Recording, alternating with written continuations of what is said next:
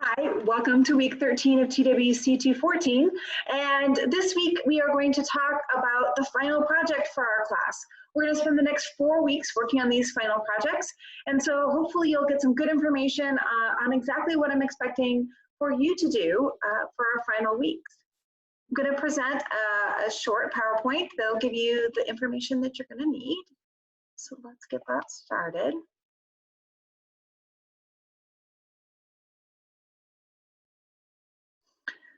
So the final project for our TWC 214 class is going to be a narrated PowerPoint. You're very familiar with narrated PowerPoints at this point, I hope. You did one in ASU 120, you've had to do one now, possibly in ASU 121 if you're working on that for your showcase project. But you should ultimately know how to take a PowerPoint and add that narration to it. So what we're going to do is create a narrated PowerPoint that uses data visualizations in an effective way. We're going to learn some new skills. We're going to reuse many of your skills you've already learned and really refine those for your final projects. Please note, you cannot use Google Slides or the native Apple product for creating these presentations. You must use PowerPoint to create your videos. The final narrated PowerPoint will be a 3 to 5 minute video with that will be on the topic of your choice. You will be able to create the PowerPoint slides that are going to tell a story using data. Then you're going to add your narration, and then the final product is going to be like a movie that your other classmates can watch. So I'm going to give you one example that we've already actually seen in class before from The Cat in the Hat Knows a Lot About Data Storytelling. Data visualization. And it's from the end of that video, but I want to show it to you again because it's a really good example of some of the skills that we're going to use in telling a story with our data.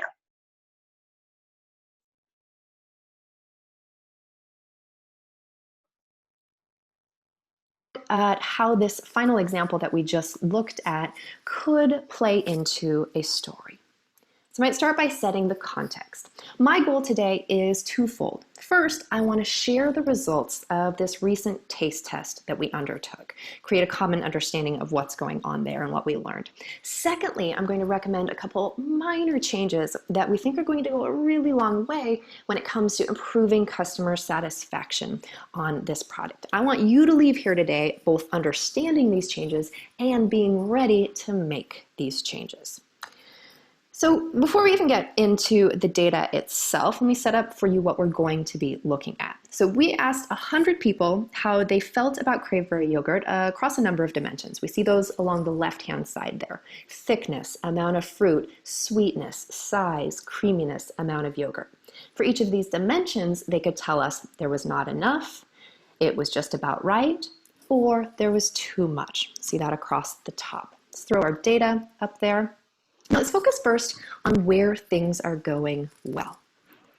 In particular, sweetness and size. More than 50% of respondents said we're doing well there, things are just about right, without any clear directional change. So I want to leave those just as they are. However, there were some areas where people indicated we may want to make some changes. In particular, more than half of respondents thought the product was too thick.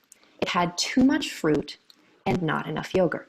So the change we recommend is an easy one. We want to decrease the amount of fruit and increase the amount of yogurt, which we believe will have the impact of decreasing overall thickness and ultimately make it a product that our consumers are going to be more satisfied with. So my story, my presentation that I take my audience through could look like that. And then the final page that gets left with my audience or is sent around to the people who weren't able to attend the meeting has all of this annotated directly on it.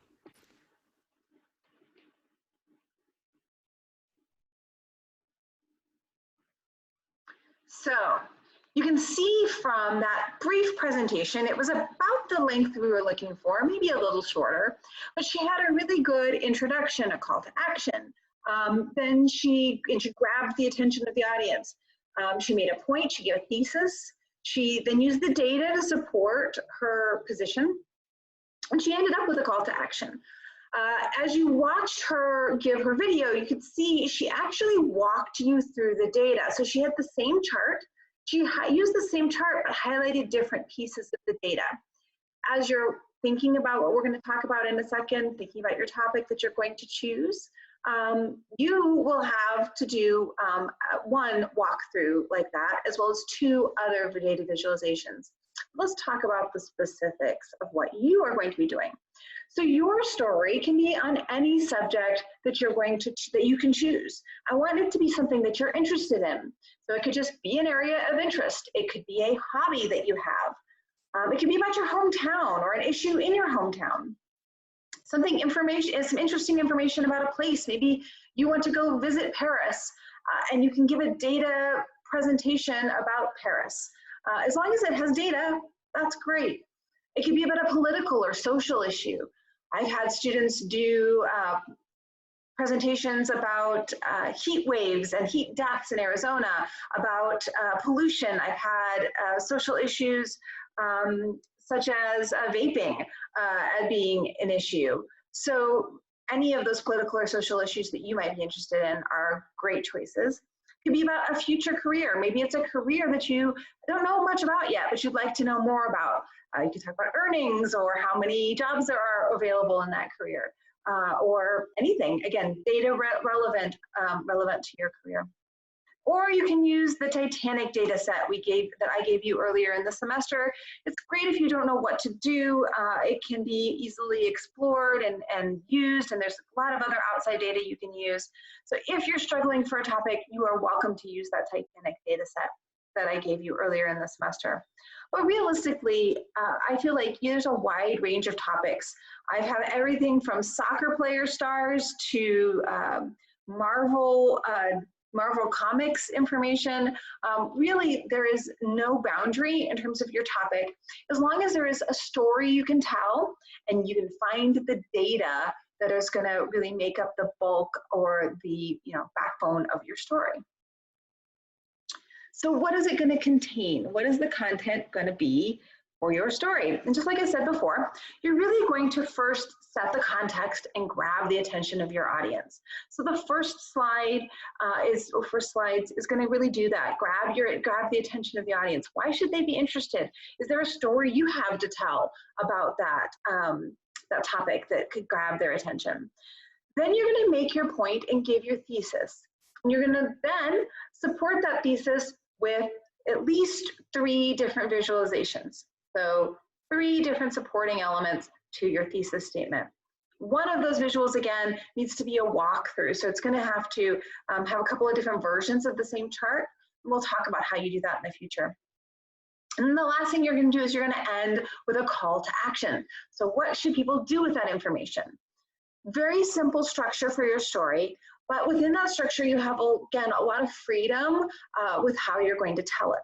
So I have another example for you to see. This is one that I created last year, and hopefully it's kind of fun for you to see.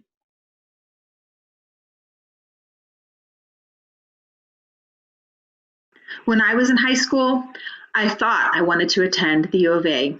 Despite the fact that I lived in Tempe, my parents are ASU grads, and my grandfather was an ASU professor. I had a scholarship to the U of A, and I was all set to go there. And then I went there for a weekend. I hated it. I came home sobbing. Eventually, I made the right choice, and I gave up my scholarship to attend ASU. But was it the right choice? Is ASU a better school than that school down south? To determine if ASU is a better school, we need to identify specific criteria to compare.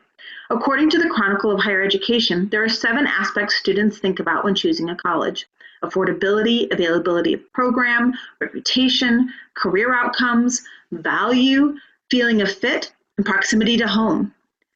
Some of these can be measured. In particular, today we will compare affordability, graduation rates, and academic quality rankings to prove that ASU meets more criteria and is objectively the better school. Looking at our first metric of affordability, we can see that ASU is the clear winner. Using 2017 numbers, ASU has an over $2,800 per year lower net price than the U of A. Over the course of a 4-year bachelor's degree, that's more than $11,000. The next metric to review is graduation rates. With ASU's larger population size and reputation as a party school, some might think that fewer ASU students might end up graduating, or they might take more time to graduate. If we look at the number of degree-seeking undergraduates who graduate in 4 years, 45% of ASU students will graduate. You see that the number rises after 6 years, and by 8 years, 68% of ASU students will graduate. When we compare that to the University of Arizona, ASU has a higher graduation rate at every point.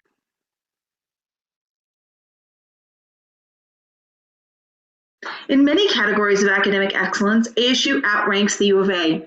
This can be seen in our rankings for number of Fulbright scholars, our overall U.S. News ranking, and our U.S. News ranking for public schools. Many individual programs outrank those of the U of A, including our undergraduate engineering program. Finally, as most people know, ASU is ranked #1 in innovation. The University of Arizona is not even on the ranking list. Rivalries can be bitter and based more on emotion than fact. By looking at the criteria of affordability, graduation rates, and academic quality rankings, we can see that there is ample data to support the contention that ASU is a better school than the University of Arizona. While I know that I am certainly not unbiased, we can evaluate these two universities by established metrics and quantitatively prove that my decision to give up that scholarship and attend ASU was not just the best decision for me. It was the one backed by data.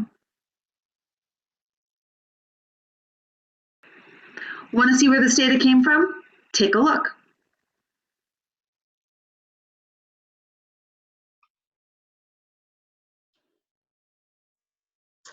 Okay, so we saw an example.